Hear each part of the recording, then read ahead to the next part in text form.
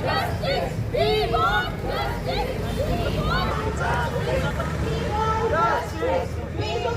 अत्याचार बंद करो, बंद करो।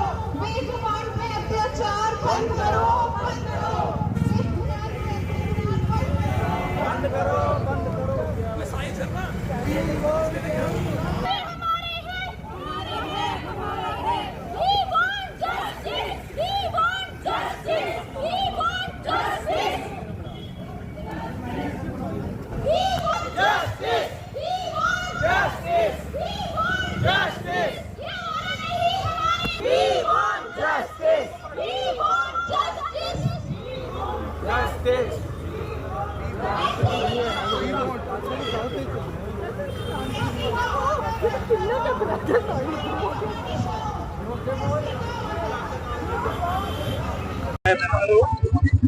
जैसे कि आज हमारे अम्बाला जिला के सभी एनिमल लवर, डॉग लवर, जीव प्रेमी इकट्ठे हुए हैं इस संदर्भ में जो सुप्रीम कोर्ट ने फैसला लिया है कि जो ऑर्डर पास किया है कि दिल्ली को डॉग मुक्त किया जाए।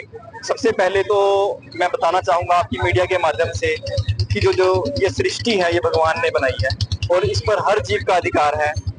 पशुपतिनाथ के ये जीव हैं, हम भी उन्हीं के अंदर आते हैं। किसी भी पशु को बिना किसी, पहले तो सुप्रीम कोर्ट ऑर्डर करती है कि किसी भी पशु को, किसी भी डॉग को रिलोकेट नहीं कर सकते। उसके बाद उसी ऑर्डर को रद्द करके एक नया ऑर्डर पास करते हैं कि डॉग मुक्त किया जाए। इसमें सबसे बड़ी फेलियर एमसीडी है। एमसीडी नगर निगम के ऊपर हमें मुकदमा दर्ज करना चाहिए क्योंकि जो एबीसी सेंटर है वो उन्होंने सही तरीके से नहीं चलाए। एनिमल बर्थ कंट्रोल अगर किया जाए, अगर इनकी नसबंदी समय पर होती तो ये ऐसी घटनाएं ना होती। हम चाहते हैं, हम ये मानते हैं कि कई बार कोई डॉग किसी बच्चे को बाइट कर लेता है। हम ये भी नहीं चाहते कि किसी डॉग से किसी इंसान को खतरा हो।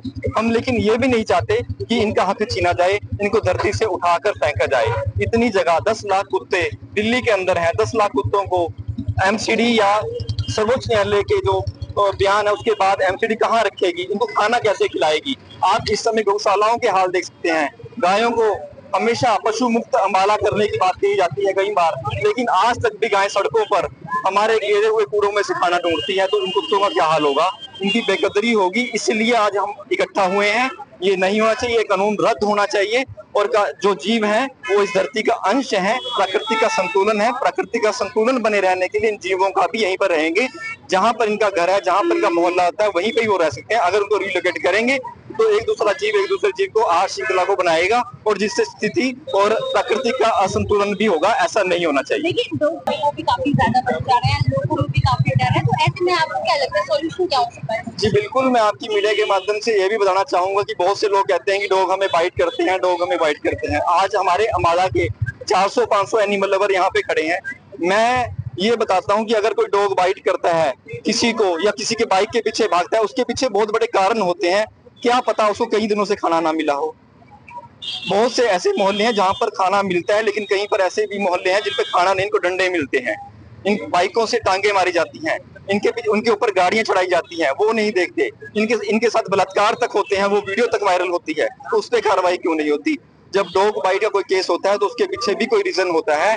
डॉग रेबीज फैलने का कारण भी एमसीडी है। अगर किसी डॉग काटने से किसी को रेबीज होता है तो एमसीडी नगर निगम को हर साल टेंडर पास करना चाहिए अपने अपने शहर में। कुत्तों की नसबंदी, पशु प्रेमी हम सभी साथ हैं। अगर टेंडर पास होते हैं तो हम अपने मोहल्ले के, अपने गली के, यहाँ पे कुछ ऐसे एनिमल लवर भी हैं जिन्होंने पर्सनल अपने पैसों से नसबंदी करा के अपने डॉग्स रखे हुए हैं गली मोहल्ले में, उनकी सेवा करते हैं। और अगर 10 दिन आप पार्ले जी के या कोई भी बिस्कुट आप खिलाओ, 11वें दिन वो आपका इतना वफादार, सबसे कुत्ता इस धरती का सबसे वफादार जानवर है और माना भी गया है। और हमारे बुजुर्ग भी बताते हैं कि अगर इंसान को रोटी मिली है तो वो एक वफादार कुत्ते की वजह से मिली है। तो इसलिए इनको इनका हक मिलना चाहिए। सुप्रीम कोर्ट को ये फैसला रद्द करना चाहिए।